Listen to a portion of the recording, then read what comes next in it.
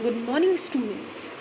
In the last video, we discussed the first stanza of the poem The Character of a Happy Life by Sir Henry Wotton. Now, we are going to discuss the next stanza, the second stanza of The Character of a Happy Life by Sir Henry Wotton. In the previous stanza, the poet describes the qualities of a really happy man. Now he adds on his other qualities too.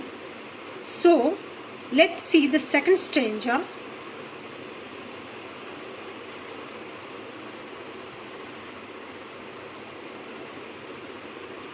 Whose passions not his masters are, whose soul is still prepared for death, untied unto the word by care of public fame or private breath. Before explain this paragraph, let's have a look at the difficult words of this stanza. Passions. The first word is passions. Passions means strong desires, हमारी प्रबल उत्कृष्ट इच्छाएं. Second word is soul. Soul means आत्मा.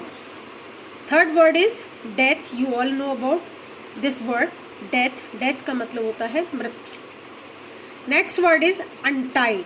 Untied का मतलब होता है स्वतंत्र, फ्री, बिना किसी बंधन के.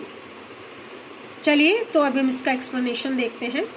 Whose passions not his masters are, whose soul is still prepared for death, untied unto the word by care of public fame or private breath. A really happy man, a really happy person has full control over his passions. He keeps control over his strong desires like anger, love, hatred, jealousy, etc. Such a person never fears death. He is always ready to embrace death. He does not fear death. He always welcomes death. अब देखते हैं untied unto the word by care of public fame or private breath. Such a happy person does not care of the favor of the king. उसे किसी राजा के कृपा की जरूरत नहीं होती है. And such a person does not care of the criticism of the common people. ना ही वो किसी साधारण आदमी की, साधारण व्यक्ति की आलोचना से अफेक्ट होता है, ना ही वो अफेक्टेड नहीं होता है. अब इसका एक्सप्लेनेशन हिंदी में देखते हैं. एक वास्तव में जो सुखी मनुष्य होता है उसका अपनी इच्छाओं पर पूरी तरह से नियंत्रण होता है. उसको मृत्यु से किसी भी प्रकार का भय नहीं होता. वो राजा की कृपा की दृष्टि का मोहताज नहीं होता. उसे राजा की कृपा की जरूरत नहीं होती है. इसके अलावा वो एक साधारण व्यक्ति की आलोचना से भी उस पर कोई प्रभाव नहीं पड़ता है. Now next stanza. Who envies none that chance doth raise, nor wise who never understood how deepest wounds are given by praise, nor rules of state but rules of good. सबसे पहले इसके पैराग्राफ के इस stanza के difficult words की तरफ ध्यान देते हैं. सबसे पहला वर्ड जो है वो है एनवीज. एनवी माने होता है ईर्ष्या. यहाँ एनवीज है एज ए वर्ब इसका इस्तेमाल किया गया है, तो यहाँ पर इसका मतलब है ईर्ष्या करता है, जलन करता है. रेज, रेज माने उठना. यहाँ पर रेज का मतलब है सक्सीड, सफलता प्राप्त करना. Next word is vice. Vice का मतलब होता है अवगुण, बुराई. नेक्स्ट लाइन में देखते हैं एक वर्ड आया है वुंड्स. वुंड्स माने होता है घाव, injuries.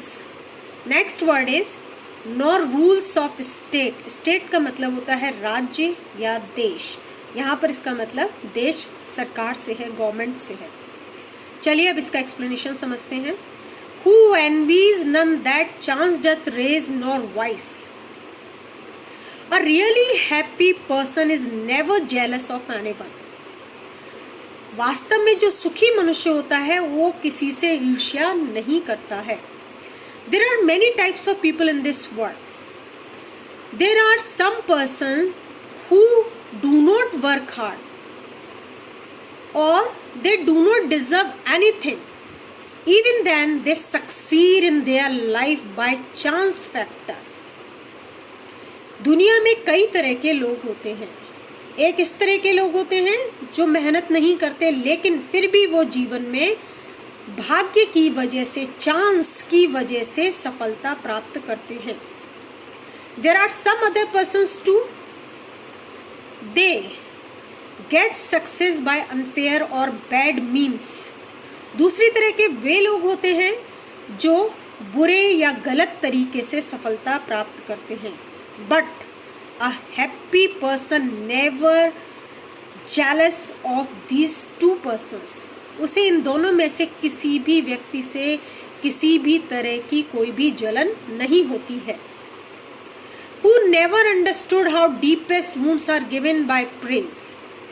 A really happy person is a very plain and pure hearted.